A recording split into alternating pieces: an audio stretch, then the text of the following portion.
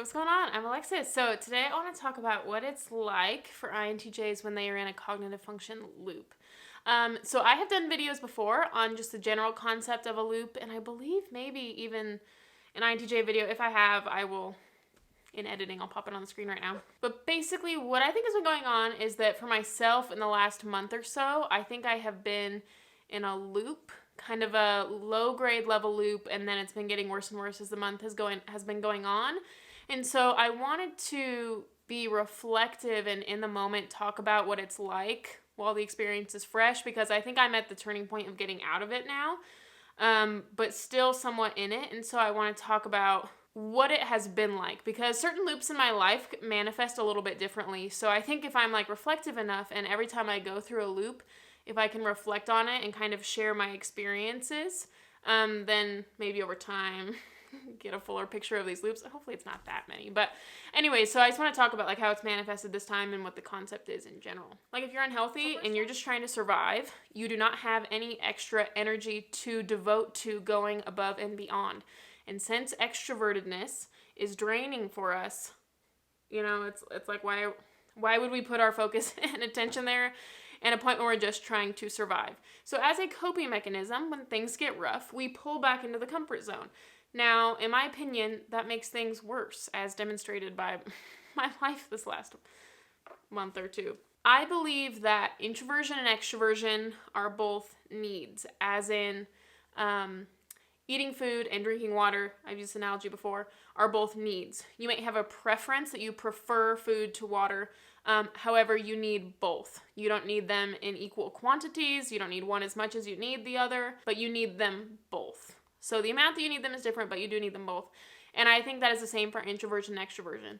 For INTJs, we have a preference for introversion.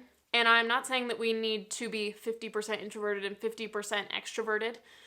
But there are pros and cons to being introverted and pros and cons to being extroverted. So if you can be an introvert and take all of those pros and get rid of its cons as much as possible while integrating the pros of being extroverted, I think that is fantastic. It doesn't mean you become an extrovert. It doesn't mean you use extrovertedness more than you use introvertedness. But it means that you use it to your advantage. So what I think in the case of INTJs, if we get in that introvert intuition, introverted feeling loop, we can become, in short, very moody and very lazy. And I don't think that's a good thing. We do not use introverted feeling to the same capacity that ISFPs or INFPs do. And it can tend to come off just moody and lazy, because extroverted thinking is very decisive and gets stuff done. And it doesn't matter what kind of mood it's in, it's still going to be productive and still get things done.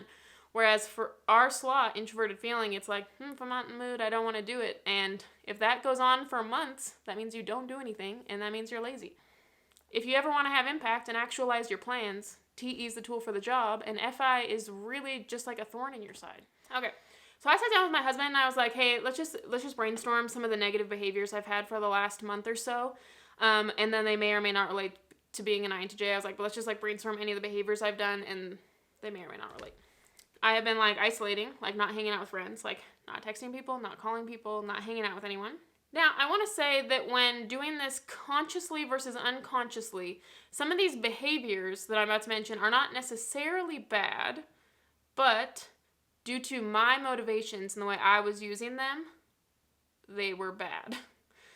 Now, if someone goes on a retreat and they're by themselves and they're processing for a week and they're not talking to friends, that's great. That's intentional isolation that serves a purpose. That's going to do something for you, especially if your intent is to process something and really like get in and get something done. This isolating I've been doing is not that. This isolating that I've been doing has been increased social media. Has that been helping me? No, especially if I'm not creating on social media and just consuming on it. My husband said that I've been eating out a lot, and this is just a classic. This is an SE grip thing, and I was like, really? I don't think I have. And he was like, yeah, you have. And he would notice it a lot more than I would have, because our SE is basically somewhat unconscious to the point where I use it and I'm like not really realizing that I'm using it. Anyways, so I've been eating out a lot, and I was like, oh shoot, I have been doing that. It's been hard for me to wake up. I've been like sleeping in really late, and then whenever I sleep in late, I feel ashamed for sleeping in late, because so it's like I couldn't get myself to SE get up in the morning, and TE, I couldn't SE and TE get up in the morning. then FI felt ashamed because TE said I need to be productive and I have these goals and I'm not achieving them. And I just felt constantly more and more behind. Another thing is like obsessing over YouTube comments.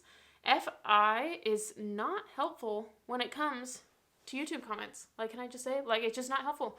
TE would be like, oh, this person doesn't know what they're talking about. It's fine. If they're going to harass you, just delete it. But FI is like, no, they hurt my feelings. They said this really sexist thing. I can't just delete it. I need to internalize it and really think about this thing. There's probably a lot of truth to it. And Shemazmi's like, just delete it. Like if it's harassment, just delete it. If it's constructive criticism, I don't delete it. I have a hard time, I don't know if it's TE or what, but I have a hard time deleting any comments because I don't like to infringe upon people's speech. You know what I mean? And I don't like to be perceived as managing or scrubbing comments or anything like that. Anyways, I get my whole head about this whole thing. Anyway, so I delete almost no comments. The only comments I delete is when they're like, literally like, you know, like cussing you out or just calling you names or, just stuff that's just blatantly harassment.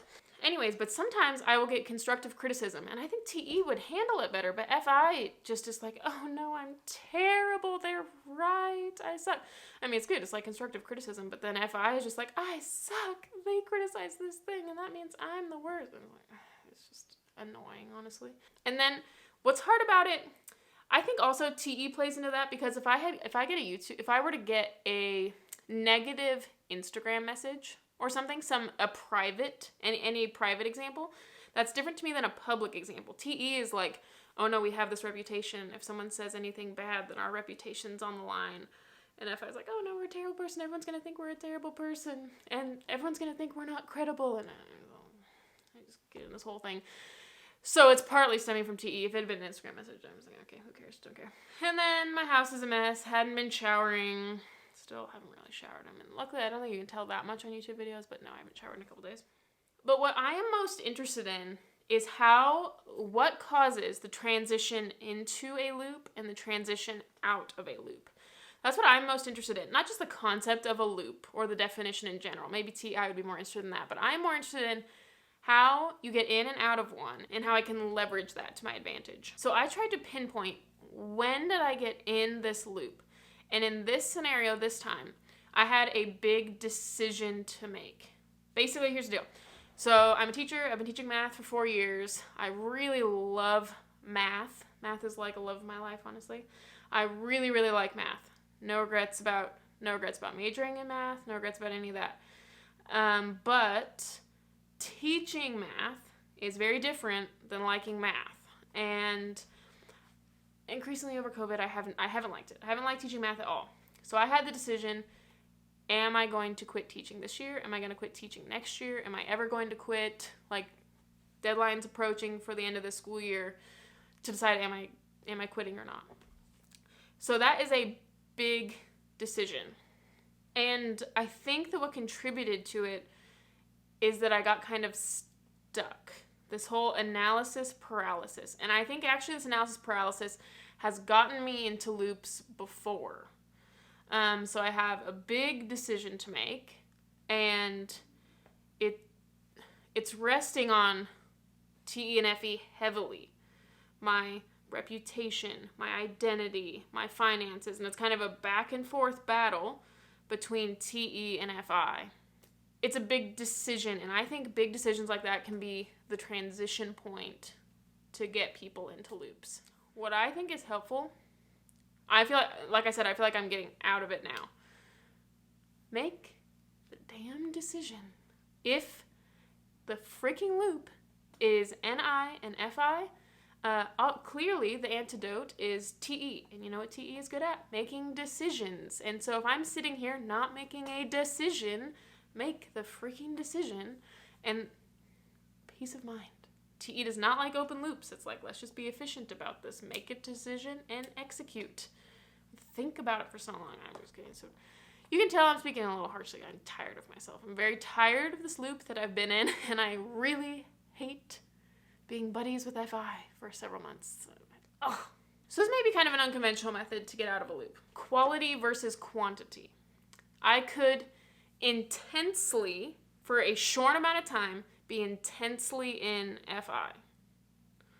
Or I could spread that out and for a long amount of time have a shallow version of FI.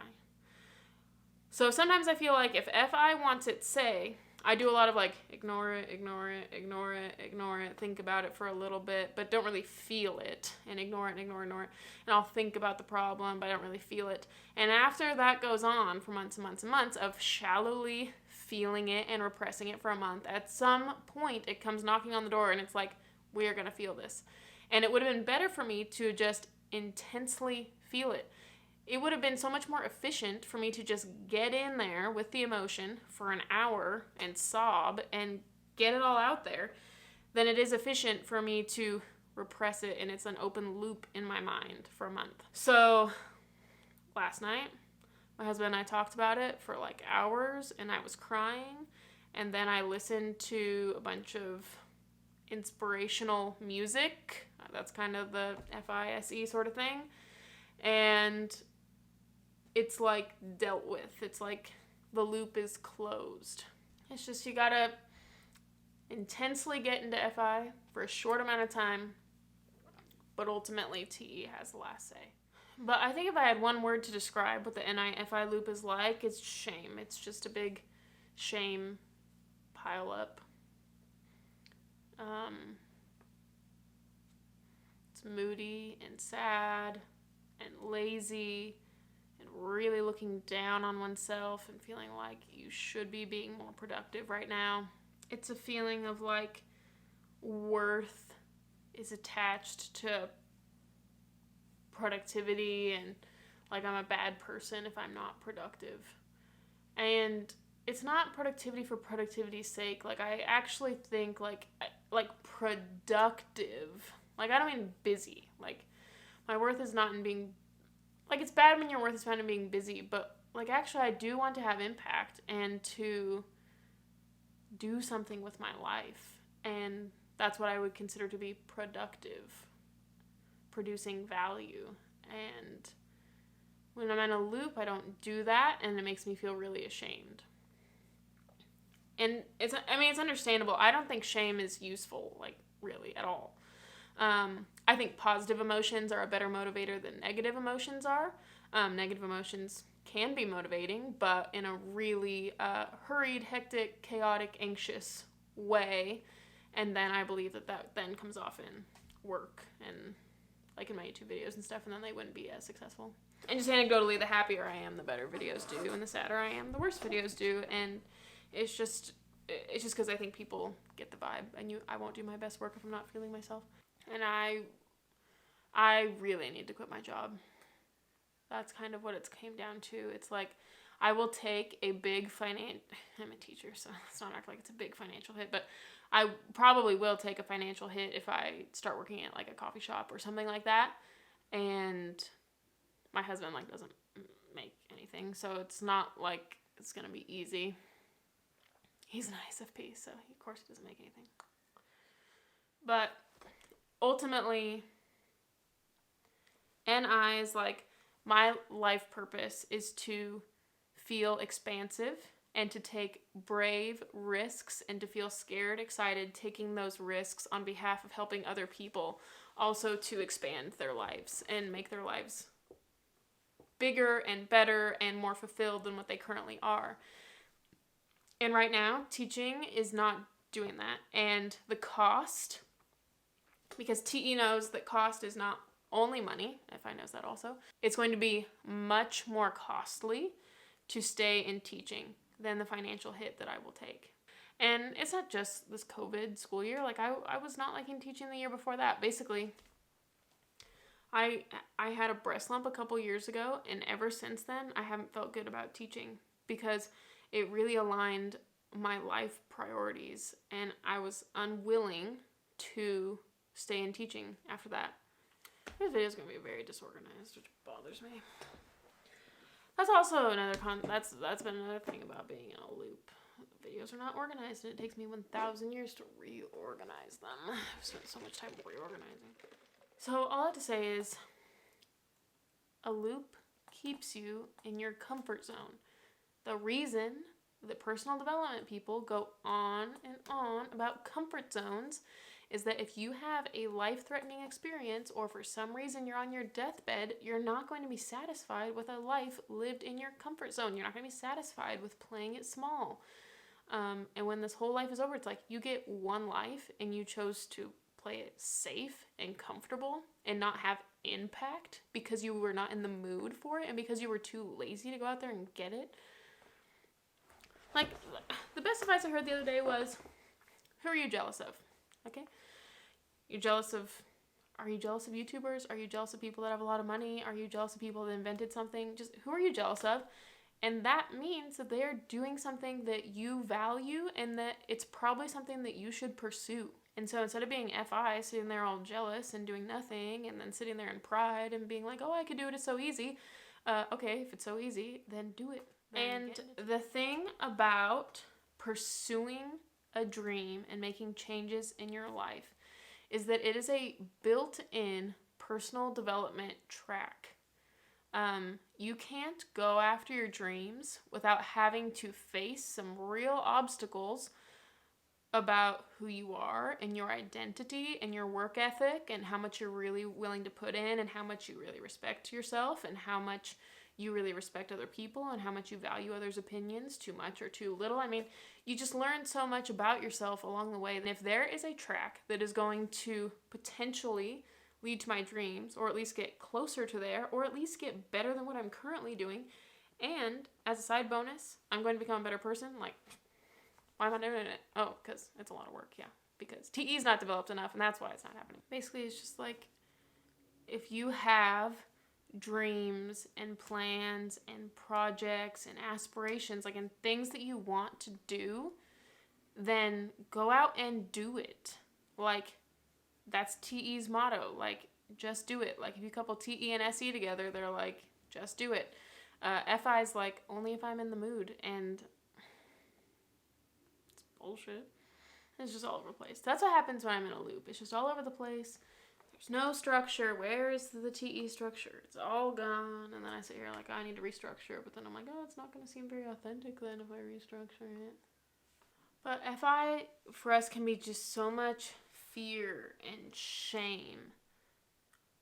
But I think TE is confidence and bravery. And those are some real strong assets of TE that we do not give enough credit for. If INTJs were a little bit more confident and more brave, then I think INTJs would actually live up to the hype and to their own expectations. You know, you gotta do what scares you. Put quitting my job on the scares me list, cross it off. It's not worth my mental health suffering. When you think of the ROI, the big bucks I get paid for teaching are not worth the mental health detriments and losing my dreams and withering away of my soul. So, sometimes to get out of a loop, because the contributing factors to the loop are NI in cahoots with FI, sometimes you have to get into just a little bit of SE, a conscious, intentional amount of SE, that instead of thinking, oh, I'm a failure in the long timelines and everything, it's like, what in the next 2 hours? Shorten down that timeline. What would make me proud of myself in the next 2 hours? And when the next 2 hours is over, what do I wish I would have accomplished? Accomplish it with TE in a short amount of time for SE. And give FI its say, dig deep into it, listen to music that'll help you get an FI, and then when it's done, it's done. You pull the plug. You make the decision, you get into decisiveness, you put on some bravery, and you take the risks, and you do the thing. There we have it, end of video. Okay, whatever. This video is a shit show, which means it's going to be one of my most successful videos, and I'm going to have to deal with one of my shit show videos doing well and outperforming every other video that I actually tried on, and that's how that works.